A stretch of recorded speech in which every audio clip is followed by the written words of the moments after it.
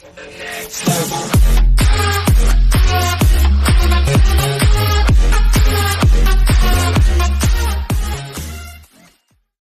and apos. Prisoner of his own, President Donald Trump walks to the White House Rose Garden to announce the plan to end the partial government shutdown. President Donald Trump walks to the White House Rose Garden to announce the plan to end the partial government shutdown. His was plummeting. His FBI so on Friday, the 35th day of a government shutdown that he said he was proud to instigate, President Donald Trump finally folded. After vowing he got $0 instead. Trump's capitulation to Democrats marked a humiliating low point in a polarizing presidency and sparked an immediate backlash among some conservative allies, who cast him as a wimp. Elected as a self-proclaimed master deal-maker and business wizard who would bend Washington to his will and stand firm on his campaign promises, the chief among them the wall Trump risks being exposed as ineffective. He was the prisoner of his own impulse and it turned into a catastrophe for him, said David Axelrod, a former White House advisor to President Barack Obama. The House of Representatives. Trump's quest for at least some portion of a wall along the US-Mexico border is not over, however. Friday's agreement. Let me be very clear, we really have no choice but to build a powerful wall or steel barrier, Trump said Friday. He also tweeted, but when Trump stood alone in a bitter cold White House Rose Garden on Friday afternoon to announce the government was reopening with no money for the wall, he punctuated 5 weeks of miscalculation and mismanagement by him and his administration. Admitting to mounting pressure amid growing disruption, President Donald Trump agreed to a deal Friday to reopen the government for 3 weeks, backing down from his demand that Congress give him money for his border wall before federal agencies get back to work. Standing alone in the Rose Garden. This account of Trump's timid pursuit of border wall funding is based on interviews with more than a dozen senior administration officials, Trump confidants and others briefed on internal discussions, many of whom requested anonymity to speak candidly. For weeks, Trump has sought an exit ramp from the shutdown that would still secure wall funding, and for weeks his advisors failed to identify a viable one. Trump repeatedly predicted to advisors that House Speaker Nancy Pelosi, D. California, would cave and surmised that she had a problem with the more liberal members of her caucus.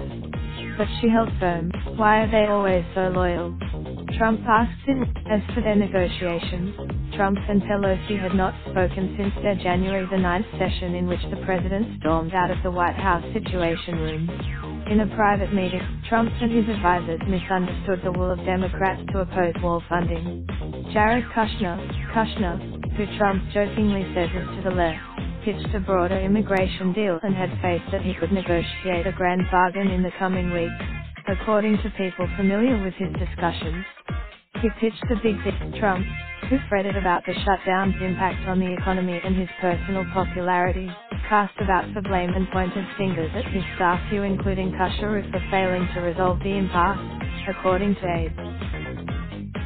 At a meeting Wednesday with conservative groups, the president accused former House Speaker Paul Ryan, of having screwed him by not securing border wall money when Republicans had the majority, according to one attendee, Mark Krikorian, executive director of the Center for Immigration Studies. He said Ryan had warned the president against a shutdown and told him it would be politically disastrous, according to a person familiar with their conversations. All the while, Trump vowed he would never capitulate to Democrats. At the Wednesday meeting, White House aides had been monitoring Transportation Security Administration data on airport security delays and staffing levels several times a day. Officials said, but events at the Capitol on Thursday are largely what triggered Trump to conclude that he had run out of time and that he had to reopen the government, his aides said. Trump lost control of his party as fissures emerged among exasperated Republican senators. 6 of them voted. Everyone who saw the floor action realized we were basically at the same place where we began and we needed a different solution, the White House official said of Thursday's vote. McConnell called Trump on Thursday to say that the shutdown could not hold because some of his members were in revolt. The president did not. Under attack from some Republican colleagues, McConnell told senators on Friday that Trump had come up with the idea for a 3-week deal and that the president would be announcing it. When Rep. Peter King, Pence and Kushner presented the president with several options that would reopen the government, according to a White House official. They included his public disapproval of President Donald Trump has swelled 5 points to 58% over 3 months as a majority of Americans continue to hold him and congressional Republicans most responsible for the partial federal government shutdown, according to a new Washington Post ABC News poll. On Thursday night, the president grew annoyed at Mick Mulvaney when the acting White House chief of staff talked with him about policy prescriptions for the next 3 weeks and what an eventual deal might look like, according to one person familiar with the conversation. Administration officials began immediately on this next phase. Mulvaney and ultimately, aides said, Trump was willing to table debate over wall funding because he is convinced he can win over support from some Democratic lawmakers over the next 3 weeks. Friday's agreement allowed for a conference committee made up of rank-and-file members from each party to negotiate border security funding, which White House aides said they believe will enable more flexibility than existed during Trump's stalemate with Pelosi. A senior White House official said the administration's negotiating team has received dozens of signals from Democrats that they are willing to give the president war money, but declined to name any such lawmakers. The administration may have been referring to a letter written by freshman Rep. Elaine Luria. A shortage of air traffic controllers in Florida and the Washington, D.C. area snarled flight traffic up and down the East Coast Friday, causing delays at LaGuardia and holding up planes in Newark and Philadelphia as well. Flights were grounded at those 3 airports just before 10 a.m., leaving. But the vote would obviously fail in the House, one senior Democratic aide pointed out. This is just for senior.